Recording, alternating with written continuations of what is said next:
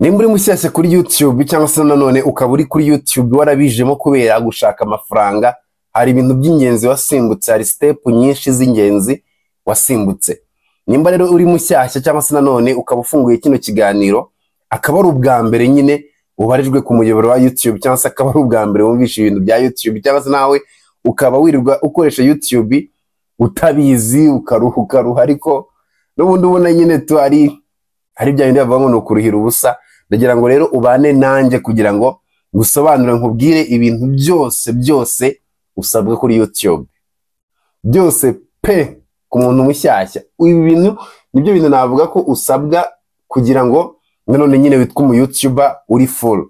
Utujuje ibi bintu ntabwo uri buze kuba byakunda. Birahera ku myaka ndagusobanurira mpaka tugeze kuri finale. Birumvikana cyane ko ugomba kubana nanjye rero kugira ngo ubanje usobanukirwe kandi wumve neza ko tugiye kuba twabana. Murakaza neza rero, iyi ni Creators Rwanda, ngiye mumaze kumenyera, ninjye ugutegura ndetse nkanakugezaho iyi Creators Rwanda. Hari itangazo ry'ingenzi keneye kubona abagenera. Nimba uri umuntu uzi ko ufite ibintu ukora bidasanzwe, haba muri business cyangwa se nanone hari ubundi bumenyi ufite, creativity, ufite nyine ikintu cyo kuba uri creative cyane cyangwa se ufite ikintu cyo kurema nyine ibintu birenze cyane, hari itangazo ry'ingenzi ndibuze kuba nakubwira. Reka nze nanabibabwire hano, nta kibazo. YouTube yacu ya Creators Rwanda muri muzi ko tunyuzaho ibintu bya YouTube gusa, ariko naje gusanga ko hari aba creators badafite nyine, baba badafite ukuboko cyangwa se badafite abantu babafata ukuboko. Iyi Creators Rwanda hari imbuga nkoranyambaga zanjye nkoresha, hari ya mbere bita, hari TikTok bita Oliver Tips account, hari n'indi bita ifite 2014 by'abafollower, hari na YouTube yanjye ngiyi ifite 8,000, hari na Oliver Tips account nayo ifite ibihumbi, igiye kuza 30,000 bya Instagram. Rero nimba uzi neza ko ufite ikintu nyine gitangaje, uzajya ubinyoherereza muri DM umbwire ngo nkora ibi ngibi, unampe sample. Nimbona bikwiye cyangwa se nimbona nyine birimo creativity nk'iyo shaka, mbe nakunyurizaho cyangwa se nze dukora ikiganiro, nze turebe uburyo ibyo bintu byawe bikora for free from charge. Nyine ngiye cyo nkeneye no gufasha abanyarwanda bafite ubushobozi cyangwa se icyo bakora kuba babyerekana nyine ku bantu binyuze ku mbuga nkoranyambaga zanjye. Nimba rero ubona nawe warabuze uruvugiro, hari ibyo ukora byiza ubona nyine bifite akazoza, nyine birimo creativity, ariko byumve neza birimo creativity, wanyandikira kuri Oliver Tips account ku mbuga nkoranyambaga zanjye, tukazakora nk'ikiganiro twanyuza kuri Oliver Tips account, kuri TikTok no kuri Creators Rwanda kuri YouTube. Amarembo arafunguye, nta biceri nzajya mbaca, like n'abantu nyine barimo barazamuka, birumvikana nta mafaranga baba bafite, baba bakeneye ubufasha cyangwa se ababafata ikiganza. Rero nimba ufite ibyo ngibyo cyangwa se uzi umwana ufite ibyo bintu, ntutinye kuba wamubwira ko twaba namufata ikiganza. Gusa nanone biri nyine ku bantu bari creativity, please, abantu bafite ikintu nyine kirenze ariko babuze aho babinyuza kubera wenda ubushobozi cyangwa se audience, byo kubyereka abanyarwanda bakabireba, you never know. Yani nicyo kintu rero Creators Rwanda ubundi nayishingiye no gufasha abantu kugira ngo bagire icyo bari buze kuba babyaza umusaruro imbuga nkoranyambaga. Rero ahasigaye na hanyu, amarembo ngenda yafunguye, ahubwo igisigaye nimba ubifite wambwira nanone tukabikora neza. Reka nze rero turebere hamwe ibyo tugiye kuba twarebera hamwe. Iyi ni Creators Rwanda.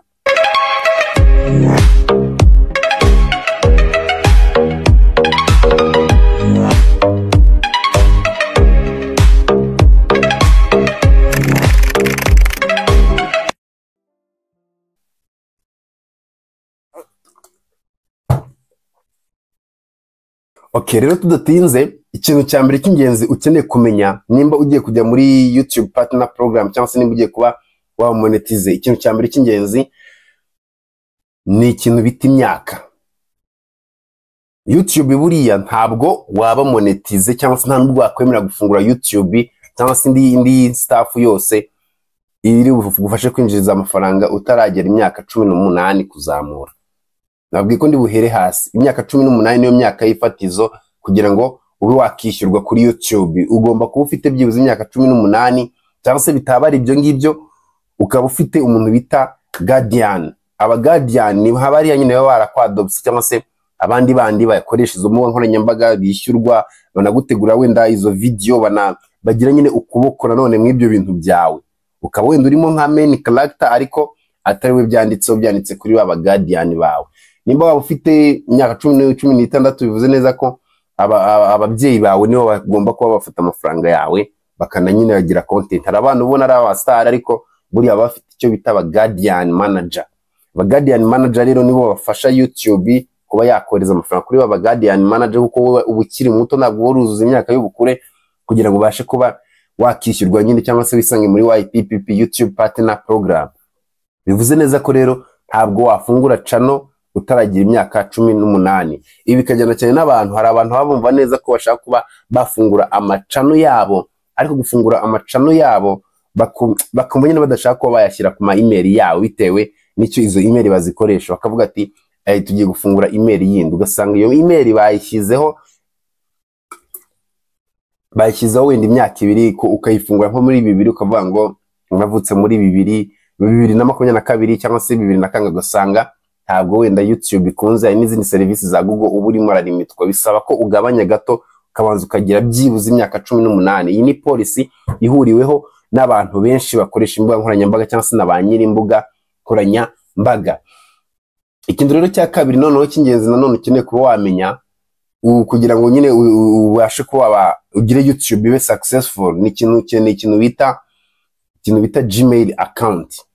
Gmail nta YouTube nimwe ibaho umuntu yagira adafite Gmail account. Iyo ufite Gmail account ni uba wemerewe gucreate YouTube channel.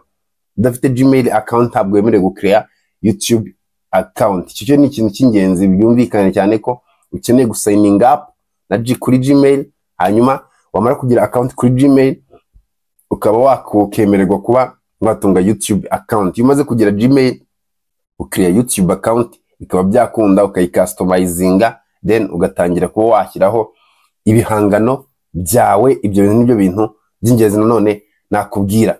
Ikindi kintu rero cya gatatu cy'ingenzi cyane, nimba ukeneye nanone kuba wagira amafaranga kuri YouTube, ukeneye nanone YouTube channel.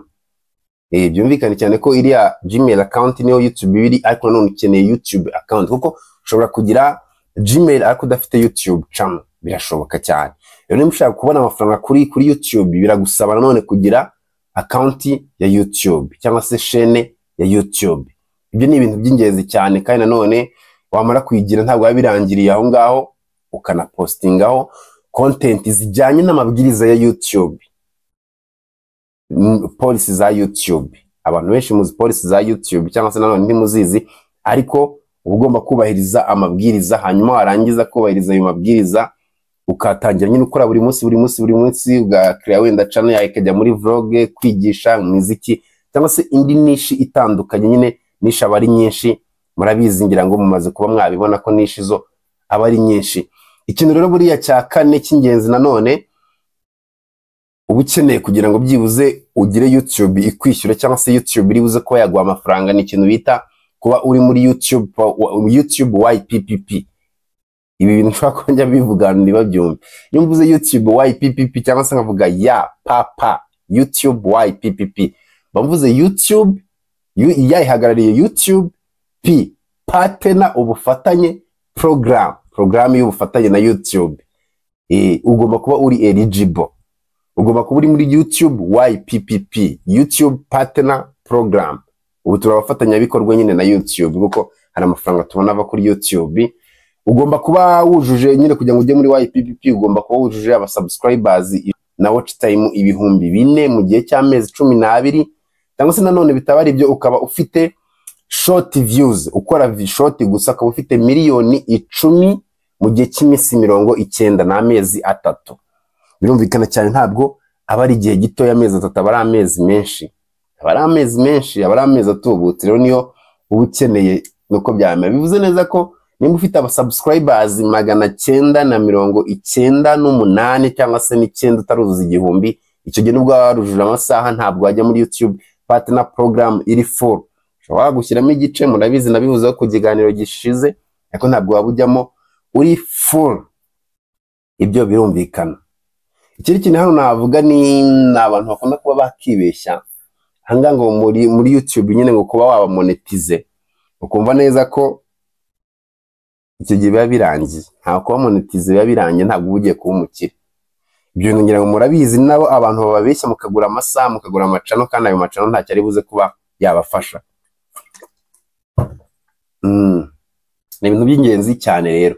Ikintu rero cya gatanu cy'ingenzi nanone keneye kuba nakubwira ahangaha kugira ngo utangire ube successful, ubone amafaranga kuri YouTube. Iyo umaze kuba waba YouTube, wajya muri YPPP, YouTube Partner Program, uba ukeneye kugira icyo bita good content, icyo ubwira abanyarwanda cyangwa se icyo ubwira abantu. Icyo ubwira abantu kiba kirimo ikintu bita video zawe zigomba kuba ziri original kandi zifite inyongeragaciro, nyine abantu bishimiye kuba baba bari kuri channel yawe barasubscribers cyangwa se bishimiye nyine content ubaha. Iyo bimeze gutyo ubona amafaranga, iyo bitameze gutyo nta mafaranga nanone uba uri buze kuba wabona. Video zawe zigomba kuba ziri original, zaba ziri original zikaba zitari copied cyangwa se bakaba batarazikopiye. Ikindi kindi ugomba kuba ukurikiza community guideline. Ibi bintu nkunda kubisubiramo nuko YouTube nayo yabisubiyemo, cyangwa se nyine niyo community guideline, amabwiriza ya YouTube yo utayumvisha ngo yakurikize ntabwo byakunda. Ibyo bintu bikajyana cyane n'ikintu bita kwirinda akajagari muri content zawe.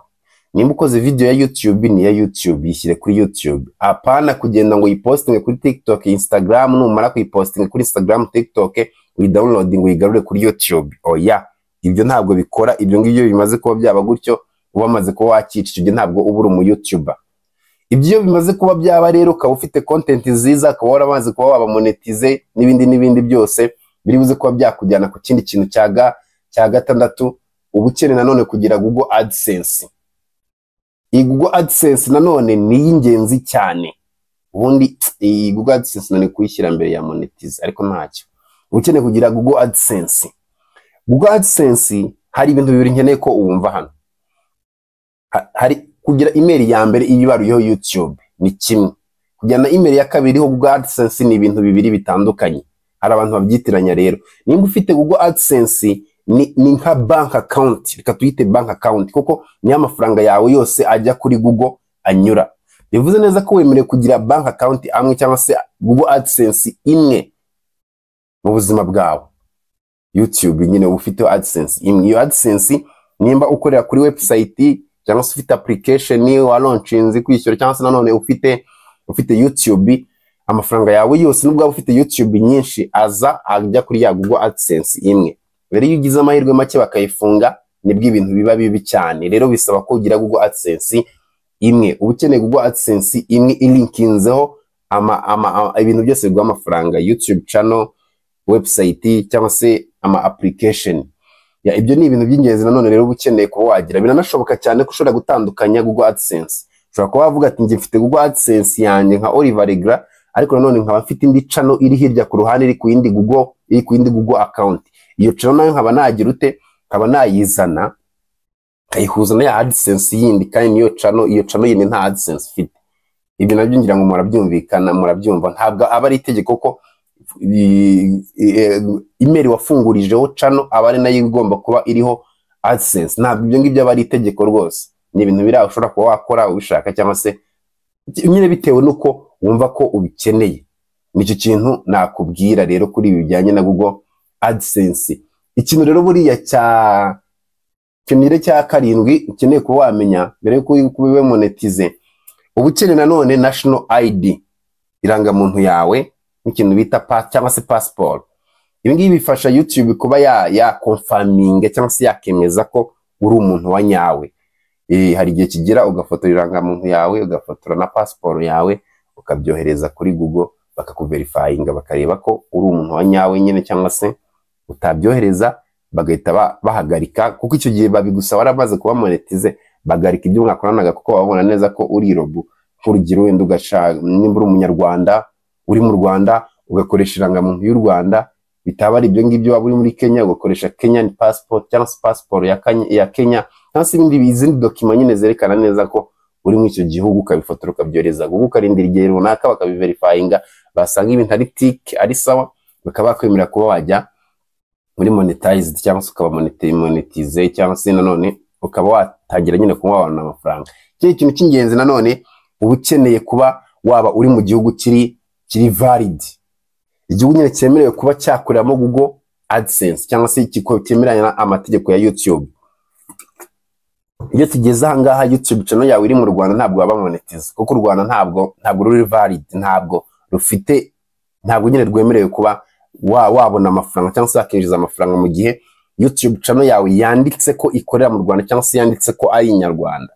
Bivuze neza ko izi YouTube channel zose ubona, abantu bose ubona birirwa biruka kuri YouTube, nta n'umwe channel ye yanditse ko ari umunyarwanda. Twese YouTube izi ko turi abanyamerika, wenda twavukiye mu Rwanda, dukorera muri Amerika nyine, ntabwo dukorera mu Rwanda.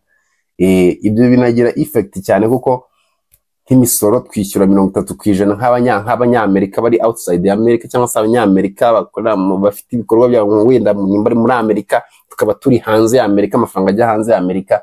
Ibaze nyine kugusoresha 30% by'amafaranga winjije, n'amafaranga menshi, kandi nanone mpamya ko bishobora kuba byanahinduka kubera Trump sigaye mbona wamenya nyine uriya Mugabe byiwe yicara ahindagura, ushobora gusanga ejo yabyutse akavuga ngo aba YouTuber namwe mufite akavuyo nimuveho, usanga YouTube zacu zirahagaritswe, cyangwa se ugasanga hari ibihugu bimwe na bimwe bifitanye amasezerano na Amerika nabyo babikuye muri ntuze, wenda muri kuba byagira YouTube Partner Program, usanga nabyo bigenze gutyo. Ubwo nitegereza Trump afite urubuga bita Truth Social.